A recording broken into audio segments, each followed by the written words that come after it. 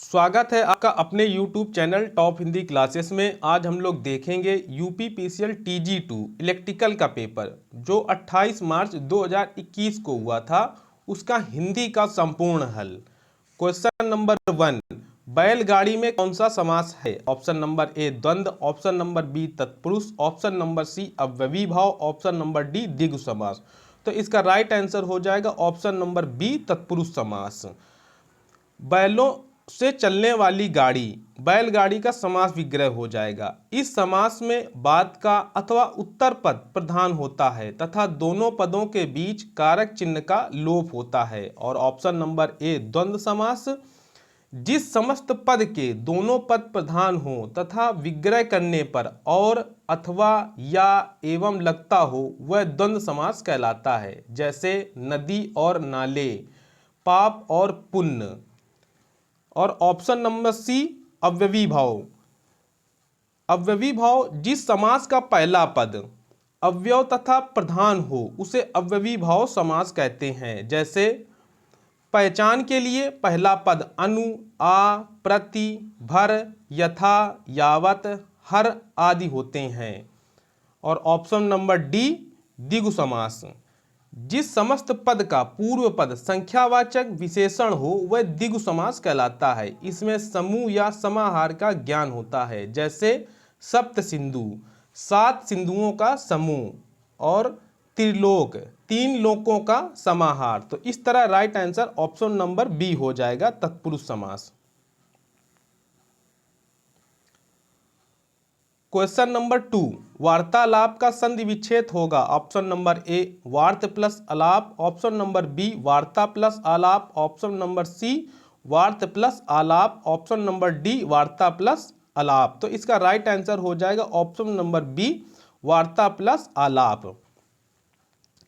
इसमें अंतिम स्वर आ है और इसमें प्रथम स्वर भी आ है, इन दोनों के योग से आ हो जाएगा। जो दीर्घ स्वर संधि है, अगर दीर्घ स्वर संधि की परिभाषा की बात करें, जब किसी लघु या दीर्घ सजाती वर्ण का मेल किसी लघु या दीर्घ सजाती वर्ण से होता है तो उत्पन्न होने वाला विकार दीर्घ स्वर संधि कहलाता है। तो इस तरह right answer option number B हो जाएगा।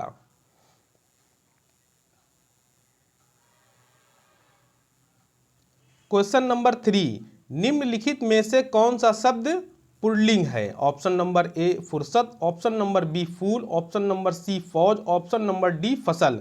तो इसका राइट आंसर हो जाएगा ऑप्शन नंबर बी फूल। फूल शब्द पुल्लिंग है और फुर्सत, फौज और फसल ये तीनों शब्द स्त्रीलिंग है। अगर इनके वाक्य प्रयोग देखें तो फूल का वाक्य होगा मेरा फूल, तुम्हारा फूल, ये सभी पुल्लिंग दर्शाते हैं। और ऑप्शन नंबर ए फुर्सत, इसका वाक्य प्रयोग देखें, काम करने की फुर्सत ही नहीं मिलती, जो स्त्रीलिंग शब्द है। और ऑप्शन नंबर सी फौज, ये भी स्त्रीलिंग शब्द है, इसका वाक्य प्रयोग अकबर की सेना। और ऑप्शन नंबर डी फसल, ये भी स्त्रीलिंग शब्द है, जैसे तुम्हारी फसल, मेरी फसल। तो इस तरह right answer option number B हो जाएगा।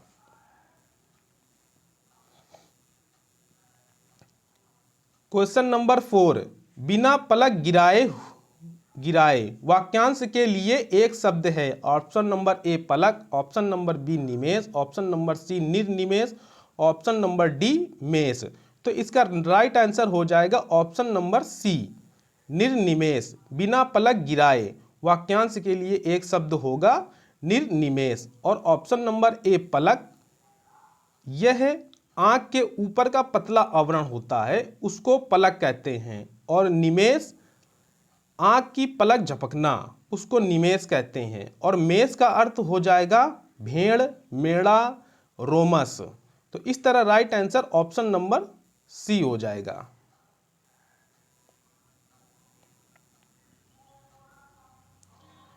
क्वेश्चन नंबर 5, निम्नलिखित में से कौन सा शब्द स्त्रीलिंग है? ऑप्शन नंबर ए दृश्य, ऑप्शन नंबर बी दीपक, ऑप्शन नंबर सी दिनचर्या, ऑप्शन नंबर डी दरबार। तो इसका राइट आंसर हो जाएगा ऑप्शन नंबर सी दिनचर्या। दिनचर्या शब्द स्त्रीलिंग है। और दृश्य, दीपक, दरबार ये सभी पुल्लिंग शब्द हैं। अगर दिनचर्या का वाक्य प्रयोग देखें तो आज की दिनचर्या जो स्त्रीलिंग शब्द दर्शाता है। और ऑप्शन नंबर ए दृश्य, यह पुल्लिंग शब्द है, जैसे सुबह का दृश्य।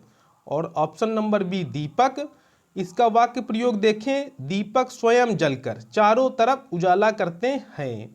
और ऑप्शन नंबर डी दरबार, ये पुल्लिंग शब्द है, इसका वाक्य प्रयोग राजा का दरबार। तो इस तरह right answer option number C हो जाएगा।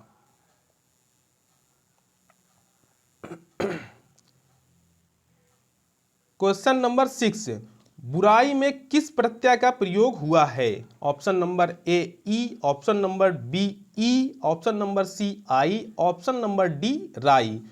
तो इसका राइट आंसर हो जाएगा ऑप्शन नंबर सी आई। बुराई में प्रत्यय आई है। प्रत्यय वह शब्द होता है जो शब्दांश शब्दों के अंत में जुड़कर उनके अर्थ में विशेषता या परिवर्तन ला देती हैं, वे प्रत्यय कहलाते हैं। और प्रत्यय दो प्रकार के होते हैं, पहला कृत प्रत्यय और दूसरा तदित प्रत्यय। कृत प्रत्यय वे प्रत्यय होते हैं जो धातु में जोड़े जाते हैं, कृत प्रत्यय कहलाते हैं। और तदित प्रत्यय वे प्रत्यय होते हैं जो धातु को छोड़कर अन्य शब्दों, संज्ञा, सर्वनाम व विशेषण में जुड़ते हैं, वह तदित प्रत्यय कहलाते हैं। तो इस तरह right answer option number C हो जाएगा आई।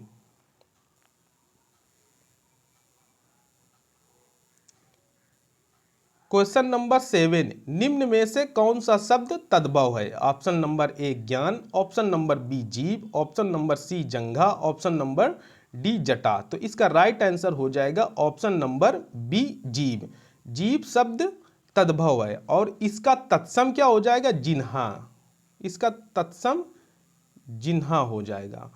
और जंघा, ऑप्शन नंबर सी जंघा, यह तत्सम शब्द है जिसका तद्भव जांग हो जाएगा, जांग हो जाएगा। और ऑप्शन नंबर डी जटा, यह भी तत्सम शब्द है जिसका तद्भव जटा हो जाएगा। तो इस तरह right answer option number B हो जाएगा जो तद्भव शब्द है।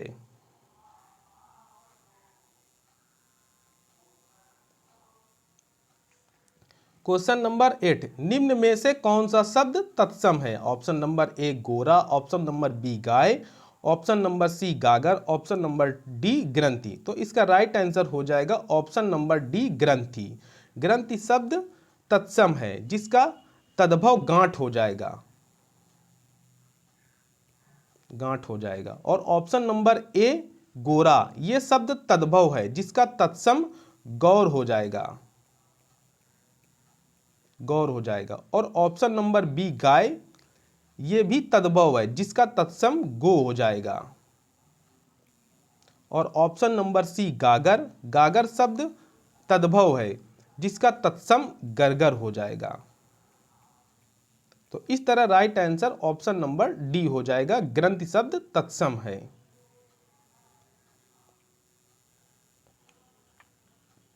निम्न में से कौन सा शब्द शुद्ध है? ऑप्शन नंबर ए उत्कर्षता, ऑप्शन नंबर बी एक, ऑप्शन नंबर सी ऐतिहासिक, ऑप्शन नंबर डी उत्तरदायी। तो इसका राइट आंसर हो जाएगा ऑप्शन नंबर बी एक।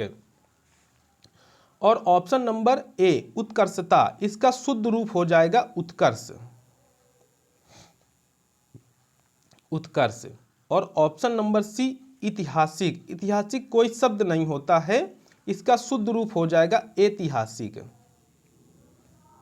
ऐतिहासिक। और ऑप्शन नंबर डी उत्तरदायी, उत्तरदायी का शुद्ध रूप हो जाएगा उत्तरदायी, ये उत्तरदायी। तो इस तरह right answer option number B हो जाएगा, एक। एक शब्द शुद्ध है।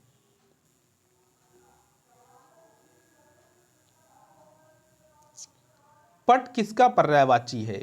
ऑप्शन नंबर ए कमल, ऑप्शन नंबर बी वृक्ष, ऑप्शन नंबर सी घर, ऑप्शन नंबर डी कपड़ा। तो इसका राइट आंसर हो जाएगा ऑप्शन नंबर डी कपड़ा। पट के अन्य पर्यायवाची शब्द चीर, वस्त्र, वसन, अंबर, चैल, दुकूल। और ऑप्शन नंबर ए कमल, इसके पर्यायवाची शब्द सरोज, सरोरु, जलज, पंकज, नीरज, वारिज, अंबुज, अंबोज, अब्ज, सतदल, अरविंद, कुवलय, अम्भोरू। और ऑप्शन नंबर बी वृक्ष, इसके अन्य पर्यायवाची शब्द द्रुम, पादप, विटप, तरु।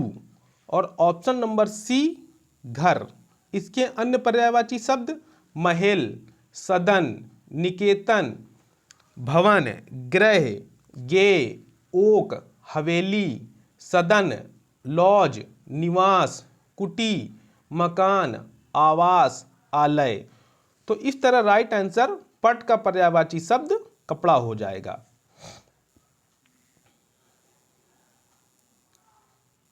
क्वेश्चन नंबर 11, पूर्णतः बंधन रहित अर्थ के लिए उपयुक्त लोकोक्ति है। ऑप्शन नंबर ए थोथा चना बाजे घना, ऑप्शन नंबर बी आगे नात न पीछे पगहा, और ऑप्शन नंबर सी अपना रख पराया चक, और ऑप्शन नंबर डी आप भला तो जग भला। तो इसका राइट आंसर हो जाएगा ऑप्शन नंबर बी आगे नात न पीछे पगहा, जिसका अर्थ बिल्कुल स्वतंत्र भी हो जाएगा। और ऑप्शन नंबर ए की बात करें, थोथा चना बाजे घना, अल्प बुद्धि वाला अधिक डींग मारता है। और ऑप्शन नंबर सी अपना रख पराया चक, निजी वस्तु की रक्षा एवं अन्य वस्तु का उपभोग। और ऑप्शन नंबर डी आप भला तो जग भला, सभी अपने जैसा दिखाई देना, साधु को सभी लोग अच्छे ही दिखते हैं, सच कहा जाता है आप भला तो जग भला। तो इस तरह राइट आंसर हो जाएगा ऑप्शन नंबर बी पूर्णतः बंधन रहित के लिए उपयुक्त लोकोक्ति है आगे नातना पीछे पगहा।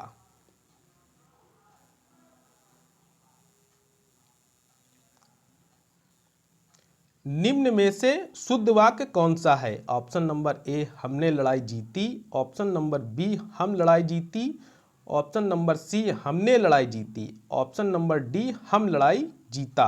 तो इसका राइट आंसर हो जाएगा ऑप्शन नंबर ए हमने लड़ाई जीती। ये इसका शुद्ध रूप है, हमने लड़ाई जीती।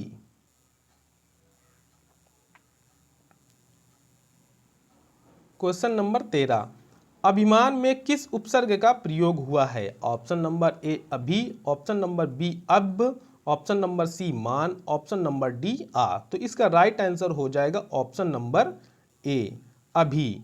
अभी शब्द अभिमान में उपसर्ग है जो शब्दांश शब्दों के आदि में जुड़कर, आदि का मतलब शुरुआत में, जुड़कर उनके अर्थ में कुछ विशेषता लाते हैं, वे उपसर्ग कहलाते हैं।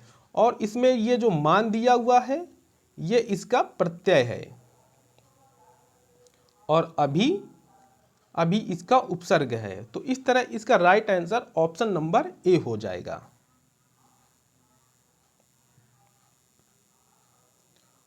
क्वेश्चन नंबर 14, वाचाल का विलोम शब्द है। ऑप्शन नंबर ए मृदुल, ऑप्शन नंबर बी मुखर, ऑप्शन नंबर सी मूक, ऑप्शन नंबर डी चंचल। तो इसका राइट आंसर हो जाएगा ऑप्शन नंबर सी मूक। वाचाल का विलोम शब्द मूक हो जाएगा। वाचाल जो बहुत बोलने वाला होता है और मूक शब्द जो कम बोलने वाला होता है। और ऑप्शन नंबर ए मृदुल, इसका विलोम शब्द कठोर हो जाएगा। और ऑप्शन नंबर बी मुखर का विलोम शब्द मौन हो जाएगा। और ऑप्शन नंबर डी चंचल, चंचल के विलोम शब्द चंचल, इसका एक विलोम शब्द स्थिर होता है और इसका एक विलोम शब्द एकाग्र होता है। चंचल का विलोम शब्द स्थिर या एकाग्र, और मृदुल का विलोम शब्द ये कठोर हो जाएगा, और मुखर का विलोम शब्द मौन हो जाएगा, और वाचाल का मूक। तो इस तरह right answer option number C हो जाएगा।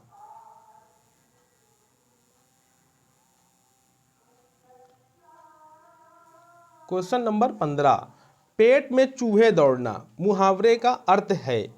ऑप्शन नंबर ए भूख लगना, ऑप्शन नंबर बी बात ना पचना, ऑप्शन नंबर सी भूख ना लगना, ऑप्शन नंबर डी पेट खराब होना। तो इसका राइट आंसर हो जाएगा ऑप्शन नंबर ए भूख लगना। पेट में चूहे दौड़ना मुहावरे का अर्थ है भूख लगना। और option number B C D ये मुहावरे की दृष्टि से शुद्ध वाक्य नहीं है। तो इस तरह सभी 15 क्वेश्चन कंप्लीट हुए। वीडियो देखने के लिए धन्यवाद।